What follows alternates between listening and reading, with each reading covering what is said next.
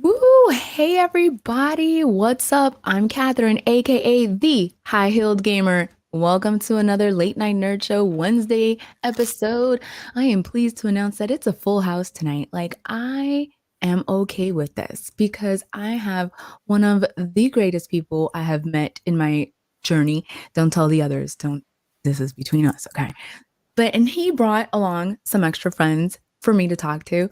And it's definitely going to be a lot of fun because this comic book is like no other. So let's get to it and meet the guys. We've got Dan Price. We got Paulo Hernandez. I'm going to say it like that, just like that.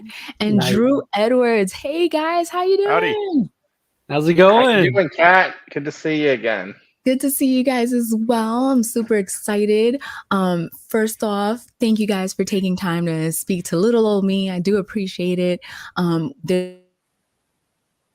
So might be a little longer than usual because it's a mega collaboration. This collaboration is like top notch, like top tier stuff. Like y'all thought Dan and Casey were like top notch. This is a whole new level. Okay, so let's get right into it. So what we're going to be talking about is Halloween Man meets the Latex Avenger. You heard me right. Like that's like I couldn't even hold it because it's just already. And the tagline, if I remember correctly, I think I got this from Drew. Is it's more fun than a barrel of mummies. Like that's like so. That's the Halloween Man tagline. Oh, The tagline for this is pure Dan Price. It's the crossover no one saw coming. Oh. Honestly, when I came up with that, I didn't realize it was a pun. I didn't, I'm not kidding around. And then when they said it on the last podcast we were on, I was like, "Oh shit!" I really wrote you that. Mean that's not a double entendre? It was not a double entendre when I. Well, it is now. I find that hard to believe. Yeah. I find that so hard to believe. Like I really do. Like Dan, I've known you long enough now to be like, did you? I'm serious. I will own up when I'm a jackass, and that was one of those moments of pure jackassery. So, yeah, but it sounds good. It does. I enjoy it a lot. So just so we've known Dan for a little bit now, but let's get to know Pablo and Drew real quick. Pablo, go ahead. What is your role in this whole collaboration? I provided the drinks. I'm really just, the gopher. And every time they would ask me for drinks or something while they were writing, I would just go and get it for them. No, I'm just kidding. I'm the artist on the issue. I actually drew the issues and I got to make a reality what they wrote on paper, which I thought was the best thing ever. It's too hilarious to contain in this issue. But it's awesome. It's awesome. Yeah. I do like the artwork, and then I'm gonna circle back to that. But Drew, and your participation in all of this is. So I am the writer and creator of Halloween Man, long-running underground comic, and I'm a Ringo nominee, a Best of Austin winner, and a member of the PEN American Fellowship of Writers. Look at you, fancy. Yeah, I know. I swear, though, I'm very lowbrow. So on this project, I was the scripter and co-plotter with Mr. Dan Price. I was going to say, and for those that were hiding underneath a rock when we had our interview, Dan, real quick, tell us a little bit about you and your contribution. It's a word. Look it up. It's fine. Yeah. Linkativity. Anyway, yes, my name is Dan Price. I am the creator of Latex Avenger. It was my very first independent comic. Latex Avenger, he's got a sidekick, spermicidal foam lad, and together they repel crime 99.9% of the time. This is them right there. He is the God's gift. He is the superhero and God's gift to the city of Getontopolis. And it's like a superhero satire turned up to 11, Family Guy style on steroids. He deals with characters like Sexy Nurse America or Kosha the Pig or Manibus the Kaiju Pot Monster or Shazizzle the Pimping Wizard. There's all sorts of amazing characters that I mentioned Manibus. Yeah, I mean, like, there's just amazing, ridiculous characters. I mean, you got the two puff marshmallow man right here. You can't go wrong with that. So, yeah, but you guys I've been on the show before. That was working on Bigfoot Knows Karate, which I'm the creator, co-writer, and artist on that. But here on the Halloween Man Meets Latex Avenger, yeah, no, I am I'm the co-scripter with Drew on that. He wrote an amazing story, and let me write my characters in the language that they would use, which is completely offensive and gross, but that's okay. And and then I got to do the variant cover for the deluxe edition, which is fun as heck. I had a great heck.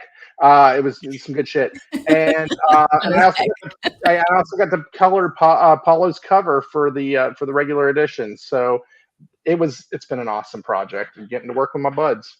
And how did all of you come together? Like, how did this Avengers team assemble? How did that happen? So we have all lived in Austin for a bit now, and there was a mini con for many years called Nerd Cave, and every year, seemingly, I was always sat next to Dan Price, and I found Dan to be a when you're a writer, you're nosy and you're always observing other people. On top of that, I am mentally ill, so like I study other people just as unfortunately, I just do that. So I was fascinated by Dan because when he was at these cons, he was giving out condoms with the Latex Avenger logo on it, and I just became really, really, really fascinated by this guy. So I wanted to get to know him better, which eventually led to us, working on some projects together. But about 5 or 6 years ago, I ran into Dan at my day job when I still had a day job, and it just hit me like a lightning bolt. I was like, I want to do a crossover with the Latex Avenger, and I ran up to him and I said it to him, and I eventually, like, he was like, sure, and eventually I started actually mailing him script pages, and I think that's the point where he knew I was serious about it. And at that point, he was still thinking he was gonna draw it, but then the pandemic happened.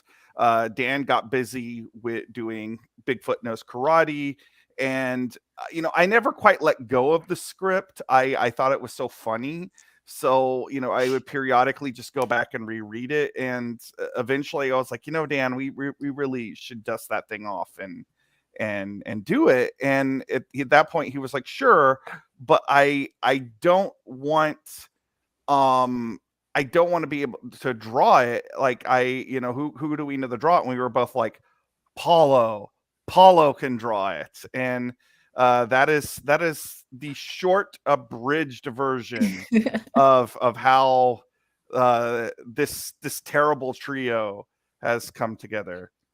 Mailing like snail mail, that's a thing. People still mail things, I think, right? People do. I don't even own a stamp in my house. But yeah, no, it's been, like, we've known each other like 10 years, I mean, I remember meeting Drew at the Austin Nerd Cave Showcase. I remember meeting Paulo at 24-Hour Comic Day, back at the old Dragon's Lair that was on Burn It. And it was Burn It, right? Yeah. Mm-hmm. 22. Yeah, I remember we met there, and if you've never seen a 24-hour comic day, I mean, 24 pages in 24 hours. Mm-hmm. I was working on a team. Paulo did that all by himself. I mean, he's a stud. And and so yeah, I mean, it's just been we've been to other conventions. We just would see each other around. Now we hang out. Now it's like we're hanging out for the afternoon.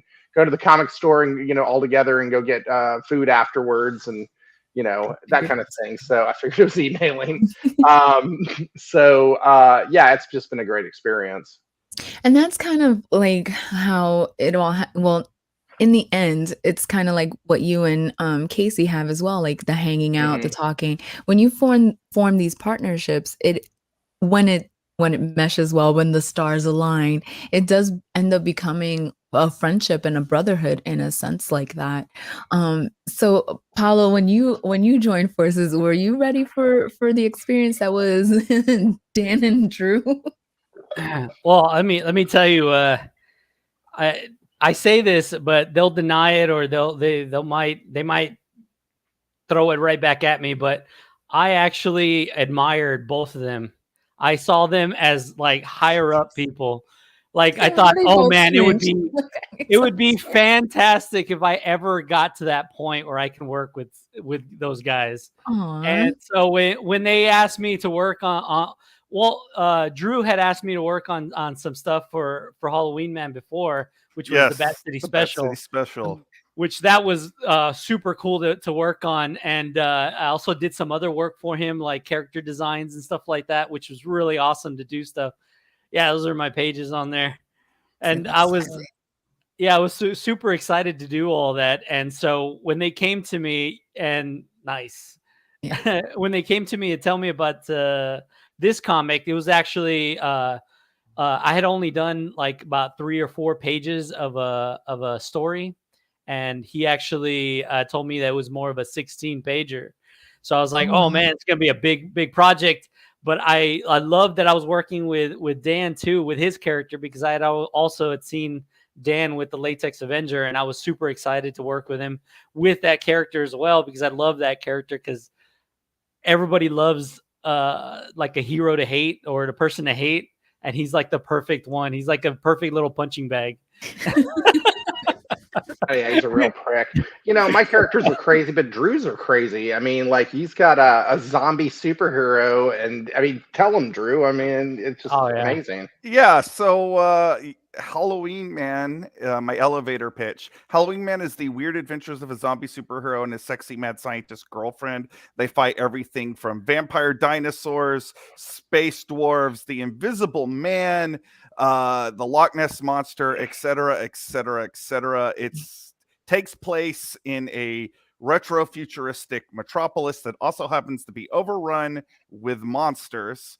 And Wow. it's very quirky. So, I have I guess a different outlook on life, but I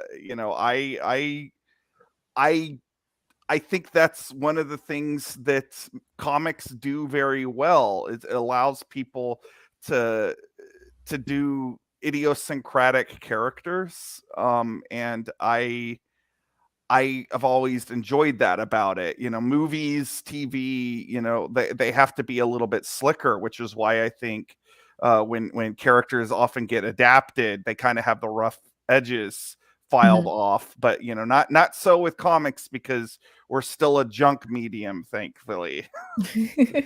medium. Yeah.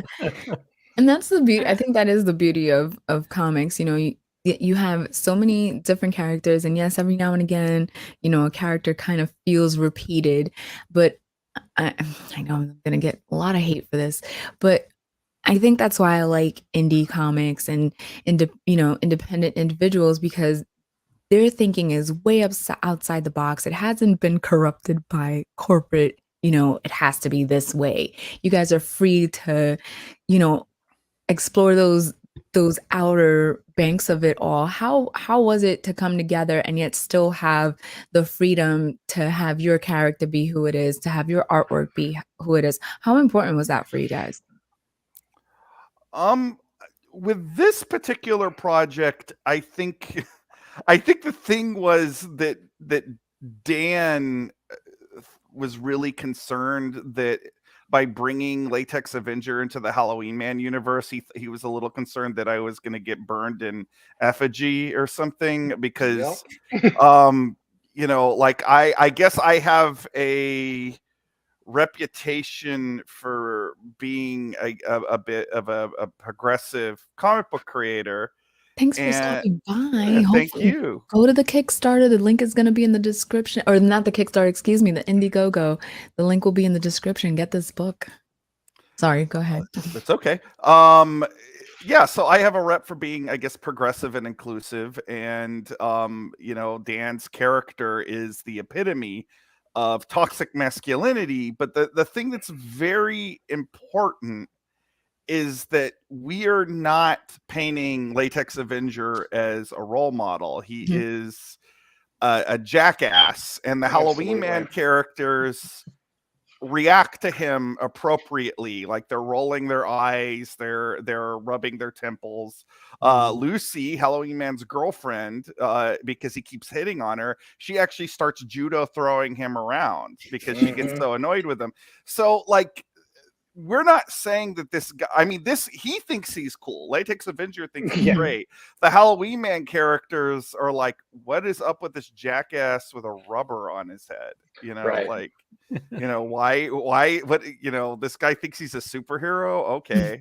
Is it almost like a Homelander kind of situation? Is that no, Homelander's too competent. No, this is a guy who doesn't have like the latex mobile. He's like lost his car license for not drunken disorderly, but just disorderly driving, and now rides the bus with a bus pass. Okay, this is a guy who is was found by what becomes his future sidekick, because he was walking around with his rubber on his head with no place to go, because you don't make any money as a superhero. He had not a dime. So now the superhero lives with the sidekick and his grandparents. Okay, and lives with the kid's grandparents. This is a guy, who, if he was a real person and you invited him out for beers, about 3 beers in, you'd be wondering, why the hell did we invite this guy over? He's like that lewd uncle at the cookout. You know what I mean? And you know what I'm talking about. We all know that person, and so even in the regular series, when I was doing the series, nobody ever took him seriously. I mean, as much as he loves Sexy Nurse America, she wants nothing to do with the guy. So spermicidal foam lad, Ruben is his name. Spermicidal foam lad ends up being the voice of reason, and the smartest person in the group is Kosher the pig. And the grandparents are my grandparents. Okay, I mean, in fact, here, this is you see that cutout right there? Yeah, that's my grandfather. He goes by the name Saul Glickman in the comic book. But that's him right there. But I have a 5-foot stand up of him over there. that's awesome. Yeah, it's cool. So it's just this weird homogenization of bad ideas and ridiculous humor all put together, and it was always a fun book. I mean, that's the thing. It was always a fun book. I love comedy. I'm rooted in comedy. I mean, I've done stand up when I was younger. I've written for comedy for radio. I've done all sorts of, written short stories and novella and things like that. And it's always just rooted in comedy. So when it came time to do the comic book, and of course that was the way to go. Now, as you get older and you want to branch out and push yourself as a creator, hence why I'm doing Bigfoot Knows Karate, but, and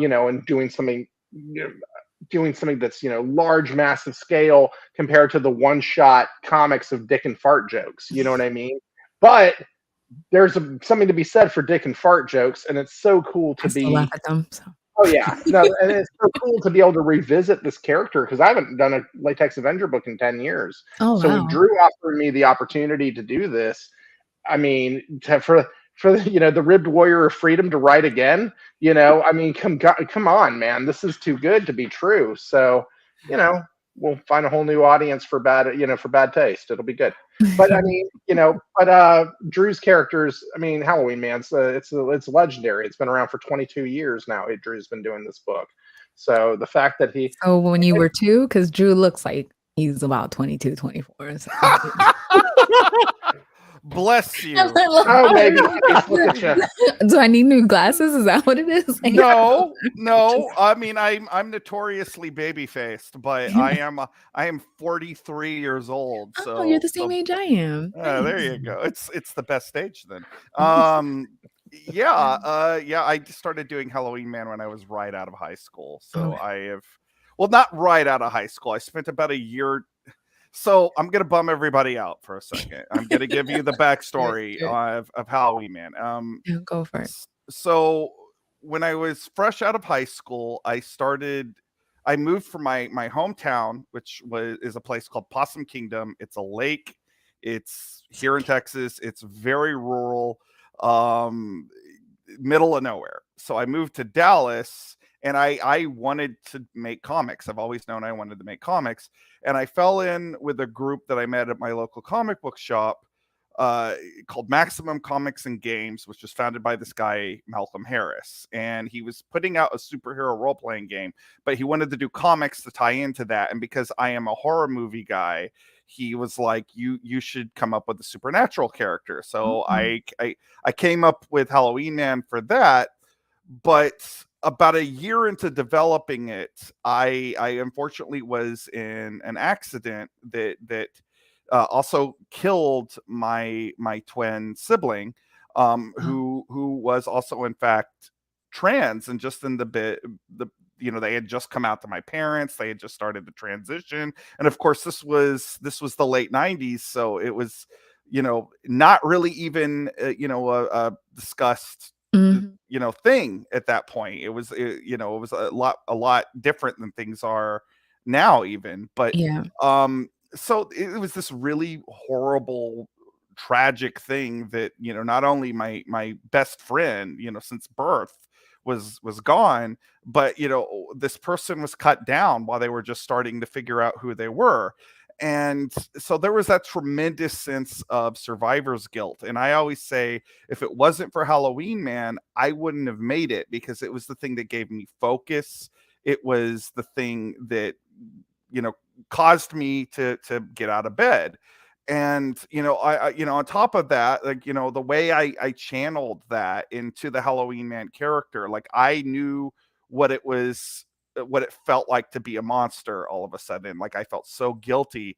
And so even though the comic is quirky and a lot of fun, like I was working through some pretty heavy feelings. And the comic is still my therapy. Like it's the most important, one of the most important things in my life. And the fact that I'm able to now work with my good friends and everything, like that's that sense of found family Mhm. that you get through the comics community, which is also very nourishing and good for my psychological health.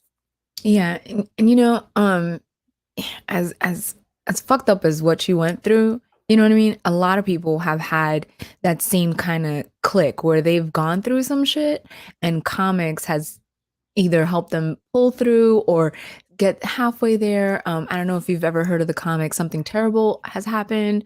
No. I'm blanking out on the person's name, but they were sexually abused as a child, and they turned it into a comic to help other children get through that as well.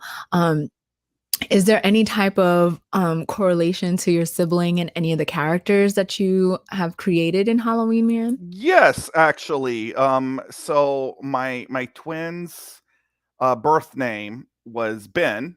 Um, their name that they chose was Belladonna, and there is Mhm. actually a character in the comic named Bella who is a trans half demon assassin, and the child of Morlack, who is the sorcerer that resurrected Halloween Man from the dead. So in a roundabout way, Halloween Man's sister. And uh I like that. that is very much like their personality, like the way they look, their attitude is very much my twin. And like they have this sort of like rock and roll irreverence about them that and it's my way of keeping them alive and letting them go on adventures with the characters that I've created. And it's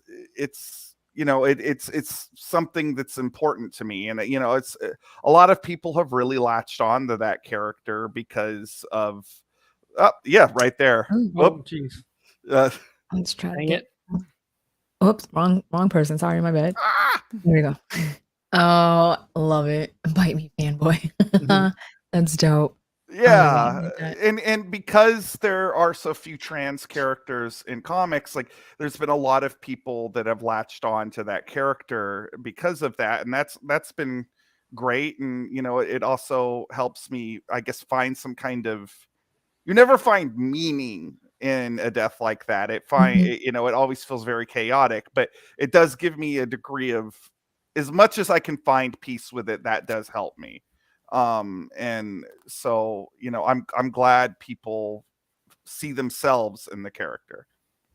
Yeah, I'm glad you told that story because a lot of times people tend to forget that, there are people behind these comic books, and because all they think of is, oh, it's a comic book, like it's so silly, and yes, to a degree, some of them are silly, but you don't know who the artist, what they're doing. You don't know what the artist is doing or thinking or in that, because sometimes a lot of people, like I suffer mental health. I'm a big mental health advocate, and comedy is definitely, my way of getting out of that darkness, you know what I mean? So you never know, just because it's something silly and quirky and dick and fart jokes, you know what I mean? Right. It's the way the person probably is coping, and you never know those kinds of things. So I'm very grateful and very thankful that you shared that with us.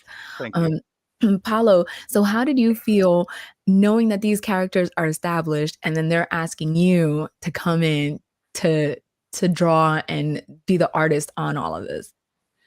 Yeah, I mean, to go off what you guys were saying earlier is that I know as an artist, and I want there's ideas of comics that I want to make, and I knew that they put a lot of themselves into their writing and the characters they created. So I I knew that going in, so I had to like it it was a bit of a task for me to make sure that I did it in a way that is mine, is my drawings, but is very characteristic, can be seen as their characters, and have a lot of the little details that they put into those characters. Like I want them to feel like it's their characters come to life kind of thing. And so I put a lot of thought into making sure that I got all those little details that they put in to those characters in what my drawings were.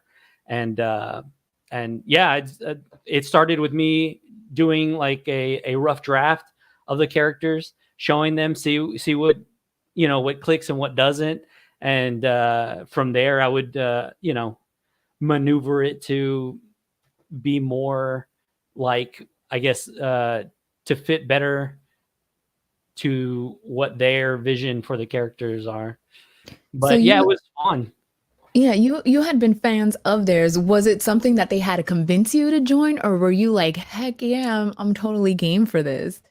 I jumped at the chance. I really did, because I love those characters. I love Halloween Man. I love Latex Avengers. I mean, these guys were, when I was going to conventions, I would see them as like awesome, like top guys that like I said, like I wanted to work with, because I saw what a passion they brought to their projects, and I understood that. Like I understand that, of the top two, like I'm sure they put a lot of effort and into their comics and stuff, but like for me personally, being in the thick of it with a bunch of indie creators, like I know what kind of heart and soul that indie creators put into their books. And I saw them, and I know that just watching them work and watching them talk about their comics and their characters, like I know they put a lot of heart and soul into everything they did,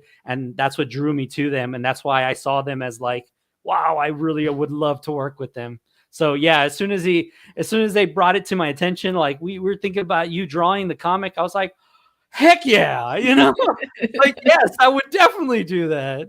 Although now that he has worked with us, he realizes that we are just a couple of scumbags. Oh, Yeah, total sadists. Yeah, we put him through his Yeah. paces.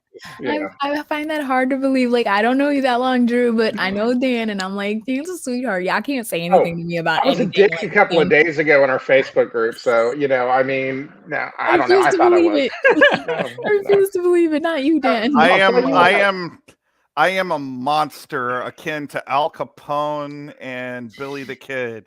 No, these guys think that a little bit of like critiquing of my work is them being assholes, and I'm like, no. I need that. I need that stuff. That's creative. Then what are you doing on this interview? Get back to work. Is this his day off? The interview is his day off. Drew and Dan, what was it about Paulo's artwork that you guys were like, oh, he would be such a great fit for this project? Yes, do tell. I think for me, sorry, you go first, Dan. Oh, cool. Look, I've known Paulo a long time. Since he's been working on Lies My Motherboard Told Me. That was his indie book that he did back in the day. And I've just watched him grow and grow and grow. And I know Drew can say the same thing on that. I mean, we worked with him on Bat City Special, the Halloween Man Bat City Special, which I was grateful that I got to draw some stuff in that one because that was like my return to comics. But like Paulo, like since that book in 2018, oh my goodness. I mean, he did good work then, but this is like amazing now, what he's been able to put together for this book. He's got a playfulness to his artwork, and he'll tell you he's an anime fan. He's a big Adam Warren fan, and that kind of cross between and that manga and Western look that Adam Warren brings to the table. And so he's got a playfulness to his artwork and like kind of a little bit of whimsy to it too. Like he can draw something pretty sick looking, but at the same time, it's still got a quality about it that could be a little bit sweet, like Paulo. I mean, he's just like a sweet dude. And he's like, yeah. And so like when it came time to do this, I mean, I had drawn like a handful of pages for it, but it just wasn't coming together for me. And like when Drew and I talked, we were like, Paulo. And yeah, it's been great. I think for me, I know Paulo, and I actually think Paulo has said stuff to this effect himself. I think that that I felt like his artwork was a good common ground for all of the characters. That it was because like Halloween Man has humor in it, but it's not the same kind of humor that is in Latex Avenger. It's much more. I've been saying this a lot, but it's much more into Sam Raimi territory. Like Halloween Man often eats his villains. And things like that. And so like finding the medium between the weird worlds of both of these characters, you need the right artist for that. And Paulo was like, he's right there, and he definitely found a look that suits that. He also really channeled his inner Kevin McGuire on a lot of this, because like the facial expressions in this are just amazing and really sell the comedy like so well. I like the Dan head nod co-sign. Oh, like yes, yeah, like no. There's this panel in the book where there's ghosts that start showing up, and Spermicide Foam Lad goes, "Oh my God, it's ghosts!" And Latex Avenger's eyes are so big, and his mouth is so wide, and it's just so over the top cartoony as he's going humana humana humana, and it's like which is a standard Latex Avenger thing. And he'll get shocked at least once in an issue and has to scream humana humana humana. And hey, what's up, Wayne? How you doing? All the way from Australia. All the way from Australia, yeah. And so Paulo just he can take the seriousness of Solomon, Halloween Man, and Lucy, and and they are quirky and they are fun, but they're in comparison to the Latex Avenger characters. I mean, it's a little more serious, and they're just they're just looking at him sideways like, what the fuck are you doing, man? Get your act together. And yeah, it's impossibility because he's just like we said, he's just like the toxic masculinity personified, and just well, I'm sticking to my guns on that, I'm not gonna stay with my bad idea, I mean, it's just what I'm talking about. Y'all know what I'm talking about. Yeah. And, well, I mean, we've all been there, especially at conventions. I think we've all met the Latex Avenger in some capacity in our life. He may not be wearing a costume, although I've met some Deadpool cosplayers that might qualify. Meeting the Latex Avenger, look, about 35% of my fraternity chapter in college was the Latex Avenger. Okay, I mean, it was like, and they don't. I meet the Latex Avenger anytime I talk to anybody because they're like, you play you read comics, you play video games, like you're a grandma, you don't know anything. I'm like, shut up, leave me alone. That always throws me off that you said that you're a grandma. That always just blows me yes, away because you don't look like you said. Drew look young. You look like you're 17. I mean, my goodness, Yeah. So My sweet grandson, I love him so much. that's awesome. Yeah, and so I completely understand that character because I meet him every time I'm at a con and stuff like that. But let's get to the Indiegogo page real quick. You guys are so close, like y'all are killing it in this thing. You guys got 35 days left. People hop on this. Like if you're like, I'm telling you, you guys are gonna miss out. So we've got the rewards here, as you guys can see. Is this these are the covers, correct?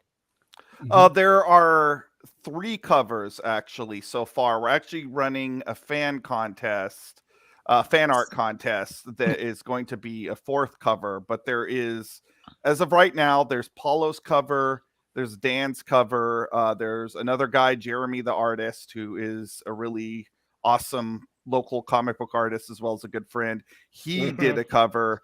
And then the fan art, we're about to start voting here in a couple of days on the fan art cover, what that's going to be. So there's going to be four covers total. You might say we got you covered. Punch. I love a good pun. Yeah. The fan art we've got is incredible. I mean, it's just been incredible so far. It's going to be tough to decide. So we're not going to decide. We're going to let people vote. Democracy, right? I like how you throw it back to the people. Like, no, you do the work. But also another important thing to point out: if you are unfamiliar with Halloween Man or Latex Avenger, we are offering a lot of back issue content. We are also offering issues of Bigfoot Knows Karate. So you can get in on learning about these characters, enjoying the universes that they both take place in, and finding your footing with these characters, because there's a lot there to be explored. And so can we talk about the nod to Clerks right here, please? yes, please.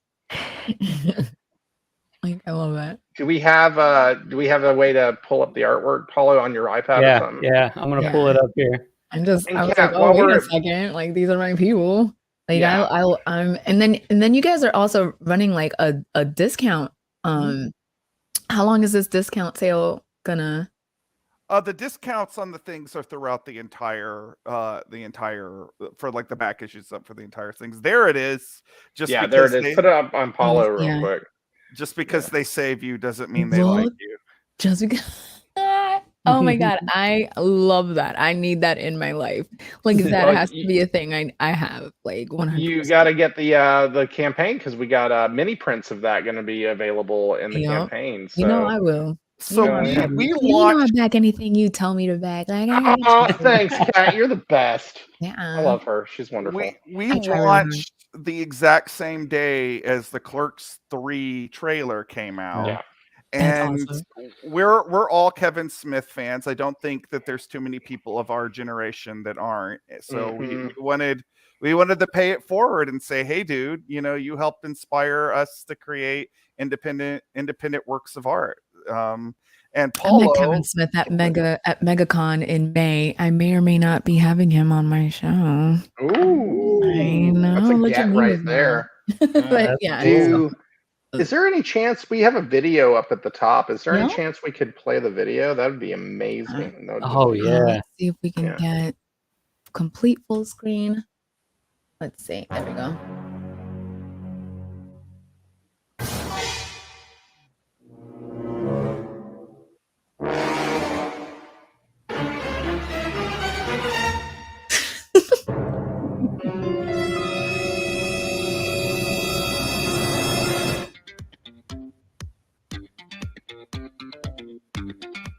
Yeah, well, I'm Solomon. So you two are superheroes? I'm Latex Avenger, superhero and God's gift to the city of Getontopolis. And you are? I'm Ruben, the spermicidal foam lad. Please don't hurt me.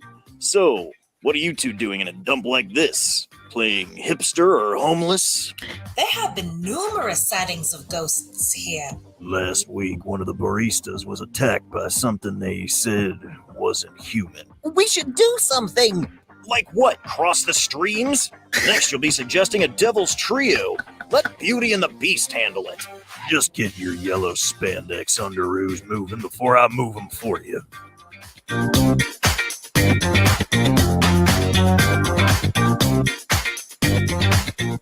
Let's go. Oh my god, I love it.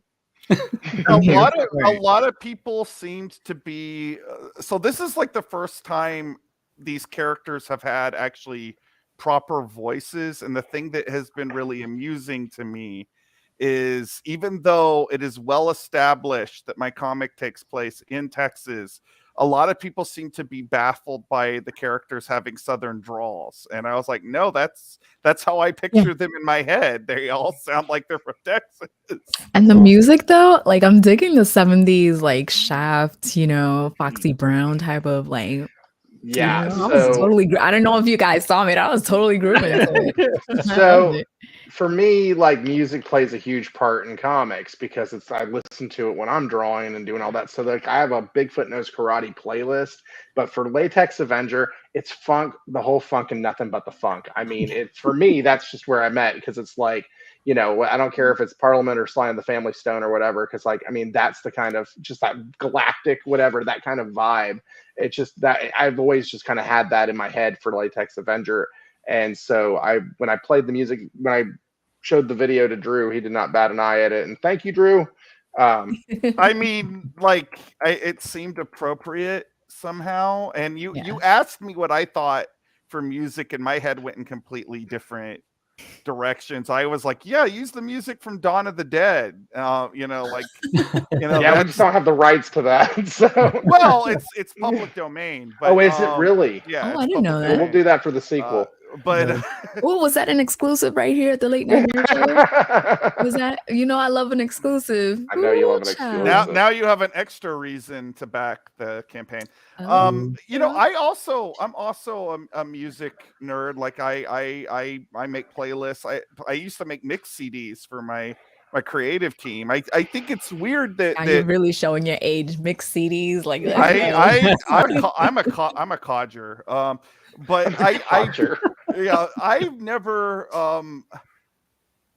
I think it's really unusual but also cool that music is such a big part of comics, since comics actually don't have sound, but so many people I know put like musical thought into their comics. And I actually have always said that making a comic, since it is a group activity, is kind of like being in a band. Like everybody has to do their part to the best of their ability and come together. Yeah. And I definitely think that is true on this project. Like we're all having a good time, and everybody's been bringing their A game, and because it's a joint project, also there's this unspoken respect, because I know I don't know Dan's characters as well as Dan will ever know them, and he knows that no one's going to know the Halloween Man characters like me. So like no one has been a diva or a showboat. Everybody's just like, let's put out the best book we possibly can.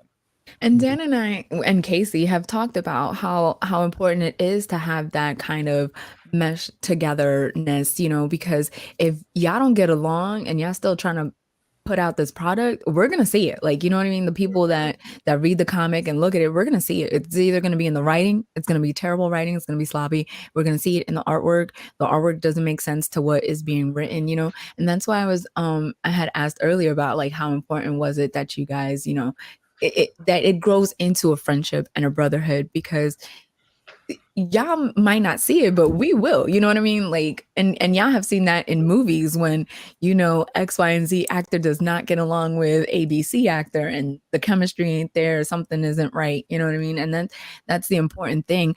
When it came to feedback in the story, like, how did you guys break down the story? Like, I know y'all all working in it together. Did you, was there, who wrote the script basically is what I'm trying to get down to, and how did y'all divvy that up? I did the bulk of the scripting. I wrote down a script. I did everything, and then I basically sent it over to Dan, and I was like, mark out all of what you don't think works for your characters. And he basically went through and rewrote all of the Latex Avengers and all of Ruben's dialogue. And then because we did another go around, because my wife, she works as an editor on the comic, but also she is somewhat of the inspiration for the Lucy character, so she can be very protective. And Dan was very mindful that he didn't want her to feel like put out by the way Latex Avenger was skeezing all over Lucy. So she had some notes, and we then went back again and rewrote it from there. Yeah. And that's the version we passed on to Paulo. And we're probably going to do, another. Usually what I do is once the thing is lettered, we go through one more time. I work with a guy named Russell Hillman in England. He's been the editor on Halloween Man for 15 years, and he's gonna go through with his own marker, and we'll have the final version once that is. But like, it's all been a very harmonious process. Like, a few of the other people that have interviewed us is like, oh, did you and Dan butt heads on this? And like, not at all. Like, No. we all respected each other. We were friends first, colleagues, but friends first. We'd see each other at conventions, and we'd see, hang out here and there a bit. But, we had already established the friendship, so working together was just easy. And I mean, yeah, and then Drew's wife had some edits for me and that sort of thing. Absolutely, this is a Halloween Man book in the end of the day, and my guys are just showing up, and so it's very. So I wanted to respect the sandbox I get to play in, and so this book was more PG-13 than say a Latex Avenger comic, which can, depending on the issue, could just be filled with F-bombs all over the place. This is my stalker. You see how he has the picture of me with him? Yeah. That's my stalker. Nice. That's photoshopped, by the way. It's not, Oh, is not it? really there. What's up, Well, Stalker? hello. How you doing, man? Thanks for joining us. Yeah, hey, stalker. Yeah. So anyway, we had so anyway, I completely lost my train of Sorry. thought once the Stalker arrived. Yeah. This is a Halloween Man book ultimately. Yeah, this is a Halloween Man book in the end of the day. And so, just respect the characters that are in the book, respect the sandbox. And look, if I can get, if I'm any halfway decent writer, then I can write around what the problem is. You know what I mean? It doesn't have to be F-bombs all the time. A good writer can say the exact same thing without saying the expletive. And so, I'm always up for that challenge. As an independent creator, you are left to handle things your way, and it's whatever you want to do. And I did that with Latex Avenger, and then with Masters of the Obvious. Here, I got my stuff here. When I did Masters of the Obvious, that was done with a publisher. So I had an editor on this one that came with the publisher. And then when we did the thing for the Stan Lee Foundation, me and Bonadami, that was heavily scrutinized by the people at POW Entertainment and the people at the Stan Lee Foundation, and a bunch of lawyers too, because there was just so many IP issues between Marvel and all of that stuff, what we could and could not do. And that was part of the reason I took that project, is because I've never been heavily edited in comic books. So I wanted that experience of what that would be like. So having worked on independent stuff where I was the judge, jury, and executioner, or having an editor, or having committee over the top of you. I'm up for anything. So, and now even with Bigfoot Knows Karate here, even with Bigfoot Knows Karate, I have an editor. I have an editor in Casey, you know, and he keeps me in line. So as well as he's a co-writer, but he keeps me in line and don't go off the rails too far. Which we're going way off the rails there. But yeah, so this has been a dream project working with these guys because we can all communicate with each other and talk things out when there's even something really to talk about or to talk out because we already kind of dig what the other one's doing anyway. So I was going to say, I think it helps that this isn't your first comic period. Like y'all have worked on your own independent stuff, and B, yeah, you guys knew each other and respected each other's work. So real quick, I need to address this. So can I just tell you something? Okay, so my husband reads comics, I read comics, right? I found my Bigfoot Knows Karate in his comic book, like sorter bin thing. I was like, excuse you.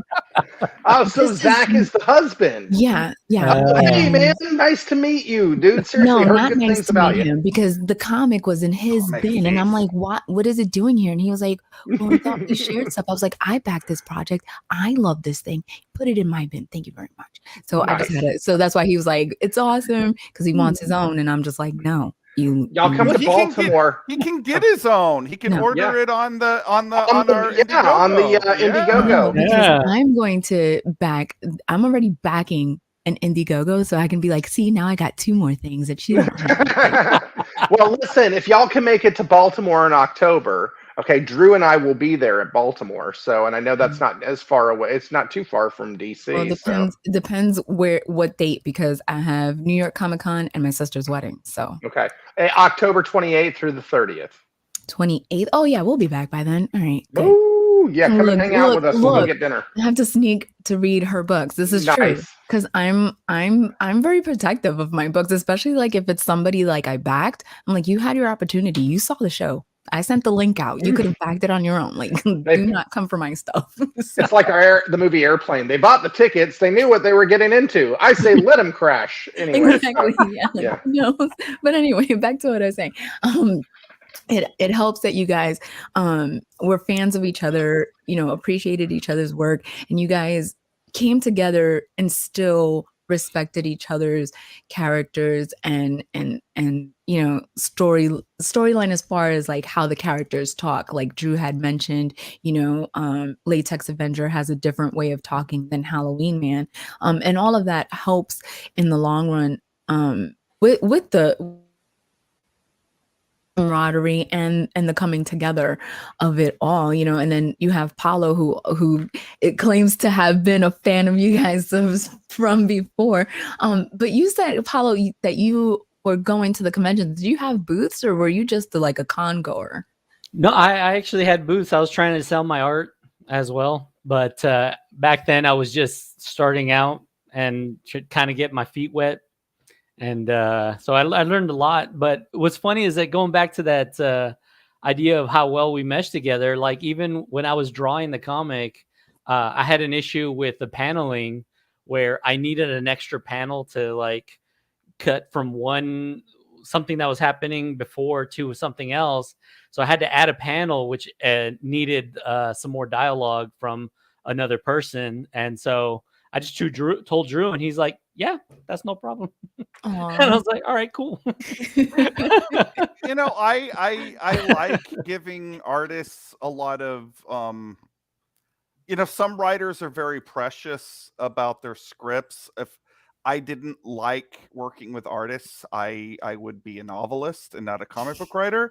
I love that sentence. That's gonna be like the soundbite. Oh, thank you. I like the collaboration aspect of it. So when somebody says, I think that this page would work better this way, and it involves adjusting dialogue, I just take that as a challenge and a way to learn from my collaborators, be it a co-writer or another of the illustrator. And I think Paulo definitely has delivered on that, because he's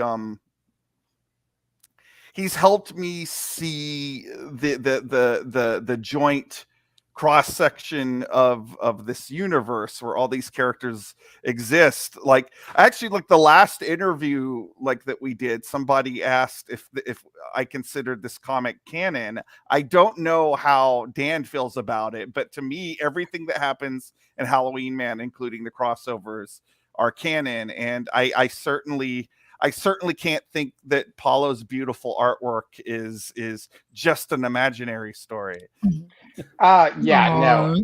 I have, yeah, well, first of all, yeah, Paul is doing the work of his career right now on this book. I mean, for sure, it's incredible. And I am one of those people that if you're willing to draw my character, draw him however the hell you want. You know what I mean? Oh wow. Even if they age the characters up, like they'll age Spermicidal Foam Lad up, like he's 12 in my head, and people like make him like 16, 17, 18 years old to make him feel better about the fact that the schmuck is hanging out with a 12-year-old kid, right? But but he's like this know-it-all brat child, so it works out well.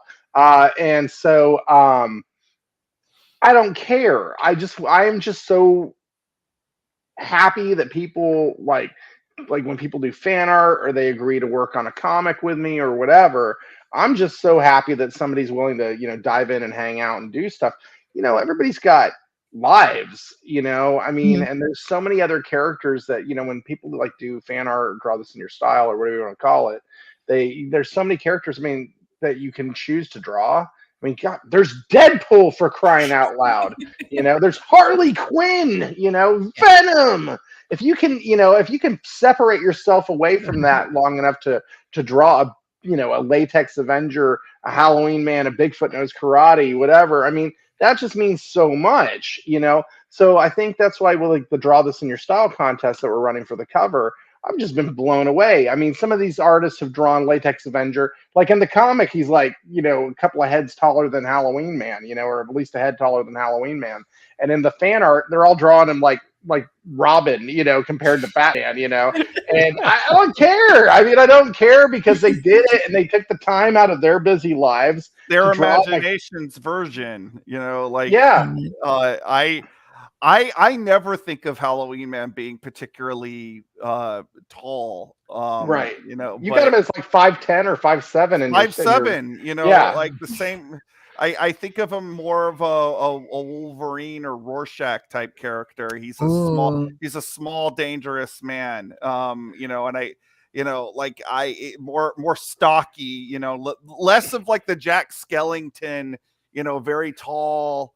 Lanky. Undead. Yeah. I think of him as shorter and broader and more low to the ground, Like a chibi, almost like a chibi Jack Skellington. Well, yeah. Right. I always tell people, wolfish, but like seeing him next to the Latex Avenger, and Latex Avenger is drawn like like maybe it's their character, it's their personal moral characters that they're drawing, because I think Halloween Man's probably got more ethics than the Latex Avenger. Yeah, no, Latex Avenger missed class on the ethics day.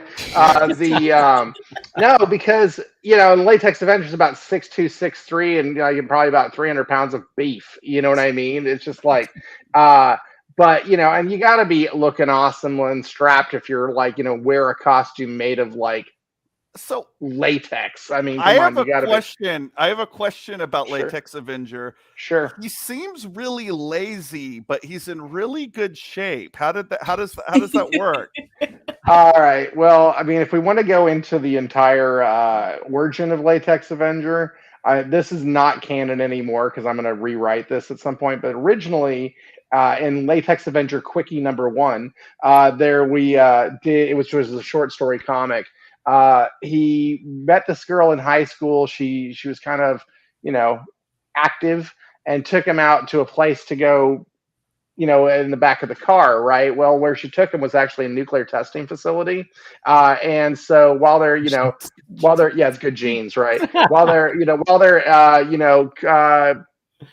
enraptured in the act of love, the A bomb goes off right near them. All right, she dies. He gets amazing powers. Funny how it works, right?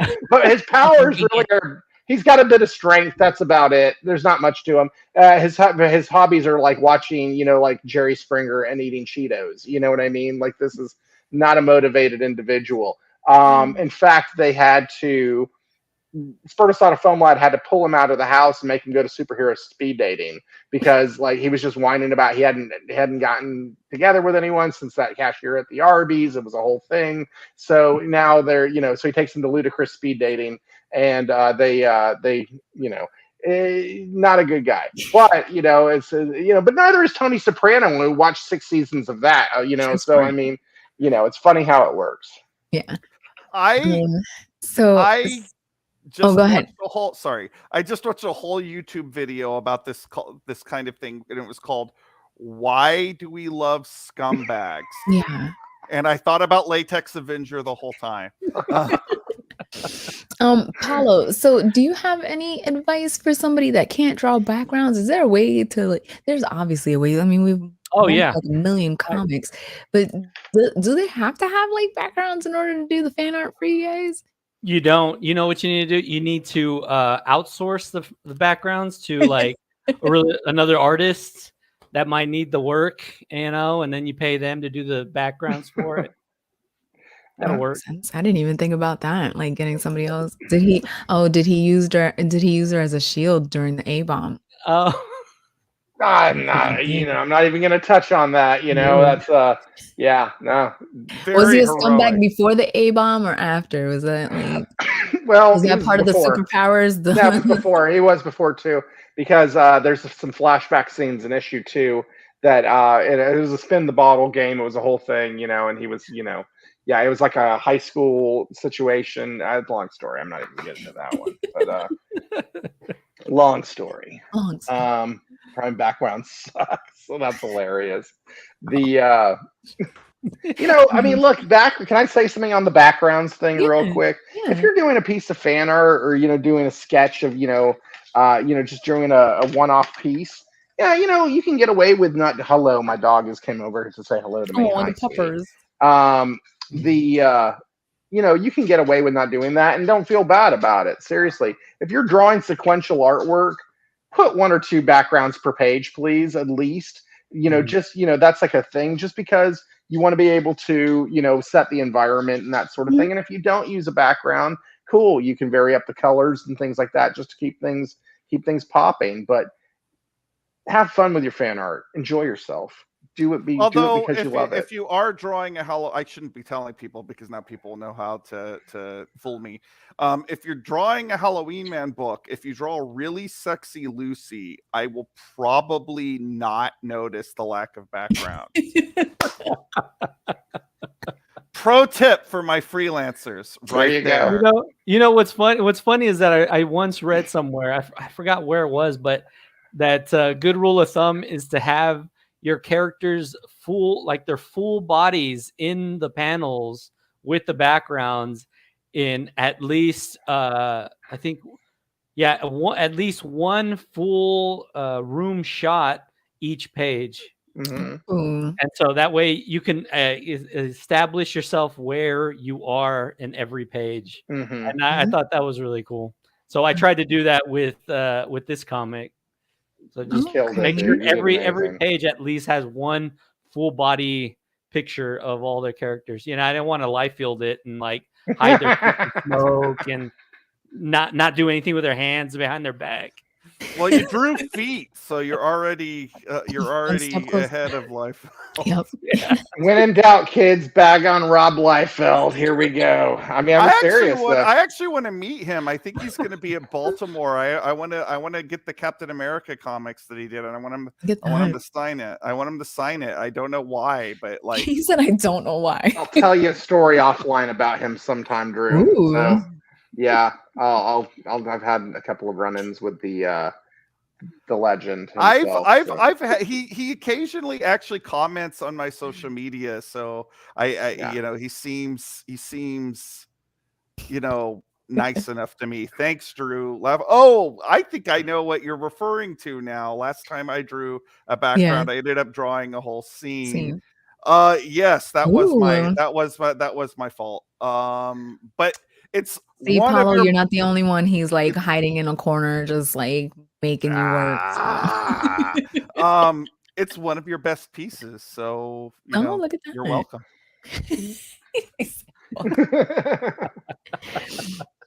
But let's plug some socials so that way you guys can get some followers. We got Paulo J. Hernandez, illustrator. This is your website, correct? This is Yeah, that's my website. the whole kit and caboodle. If Look you at go to that. the top, there's the illustrations, and you can see some of the pictures Oh, on illustrations. There it goes. look at this.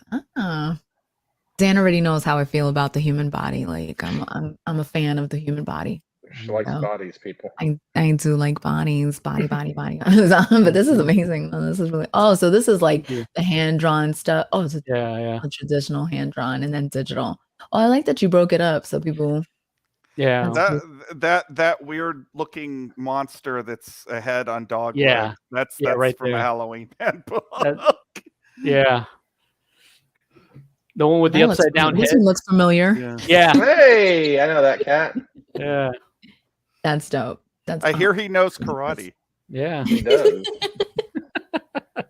And then we have Drew Edwards over here on Instagram. On the gram. On the gram. On the gram. There it is. There's the yeah. There it is. That's awesome. That's badass. Also, stupid memes and pictures of my wife. Stupid. Look, everybody loves a good meme. Okay, so True. I'm guessing this is the wife. That is my wife. The Mrs. She's awesome. She's much prettier than I am. Yeah. He said I married up. And then, of course, last but definitely not least, we've got Bigfoot Knows Karate right here. Got all the socials right here. It's awesome. I'm like so excited.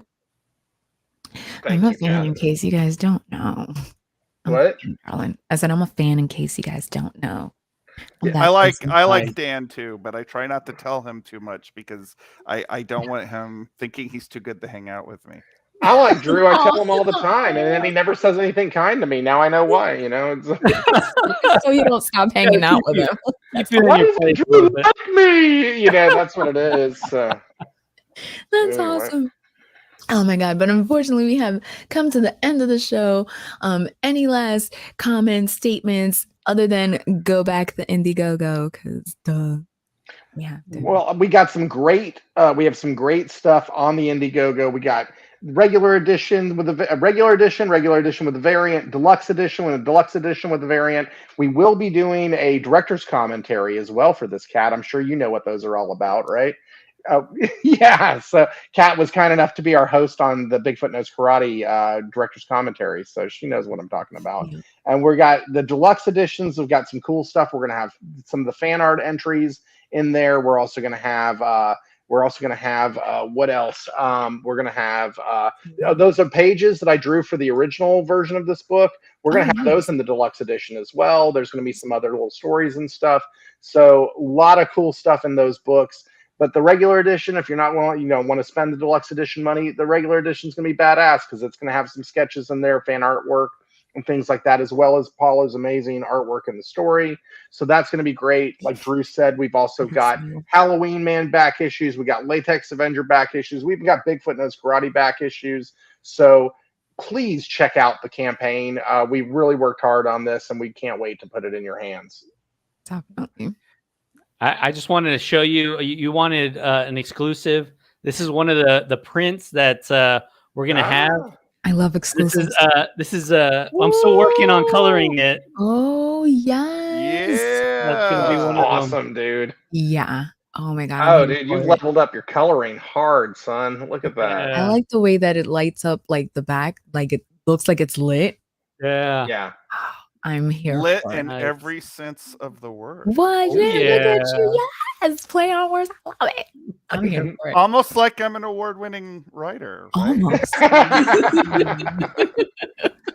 Almost.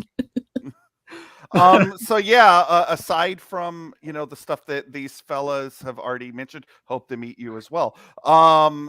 There's back issues of Halloween Man. If you do go to my Instagram and you go, gosh, his wife really is pretty, we have a Lucy cosplay cover that you can get on that she will sign for you, and I will sign for you.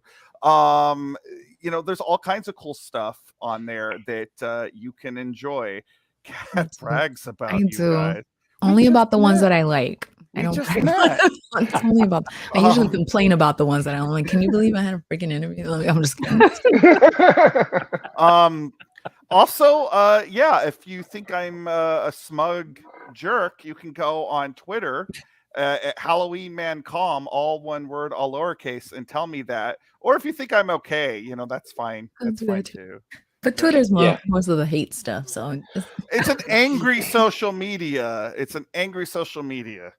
Well, yeah, and after you read the comic, send your hate tweets to Danomite139 on Twitter or on Instagram. I'll be expecting them. So thank you. Yeah, if you're looking, Paulo, do if you you're want looking, hate mail too? I don't like hate mail. Please don't send me hate mail. We shield Paulo from the hate mail, but Yeah. like Dan and I thrive on the hate because, as I said, we're scumbags. But Yeah. Well, it's like this. So you have to find motivation somewhere, and well, here it's like this. Cat Williams said, "You got to have haters. Okay, do. you have to have haters. If you got 4 haters, you need 8 haters. If you got 8 haters, you need 16. Because that's how you know you're making it happen. So bring on the haters, because I know I already got a few already, I and do too. and you know what? It's a not an exclusive club. Everybody's welcome. So we'll see you guys. We'll see you guys on the hate list. So it'll be cool. Now I need some haters. Like Yeah, I you want to need join the haters. club. All right, bring me the I'll hate. send you a couple. It's fine. I got plenty to spare. I'll send you a couple. You're right. It'll be cool. All right, all right. I got thunder and lightning here. There you go. If you want to hate on me, Yeah. The Jack Dempsey and what's his name? I can't remember what it was. Y'all have Mighty names. Thor. I got lefty and righty. That's it. Yeah. I got adobo and Jack sazon. Dempsey Let's and go. Tom O'Leary. That's what it is. So yeah. But if Alright. you guys want to hang out real quick while I close the show, we'll talk after I'm done with the show. Cool. Sounds All great. All right. I can talk to these guys all day. Like, they crack me up. As you guys saw, they're amazing. Do yourself a favor. Go back to Indiegogo. Go get a laugh out of a comic. Go get some inappropriate jokes out of a comic. Why not? Definitely go back. Halloween Man meets Latex Avenger. Do yourself that justice. Because if not, then I'm sorry to say you'll be a loser. We don't want that, do we? We don't. I'll be back next Wednesday with another special guest. That's right. It's Wednesdays for days. Thank you, everybody, so much for stopping by, tuning in. Don't forget to check out the description. The link is going to be for everything, all their socials and the Indiegogo. Now, get off of this YouTube and go to Indiegogo, and I'll see you guys later. Bye, everyone.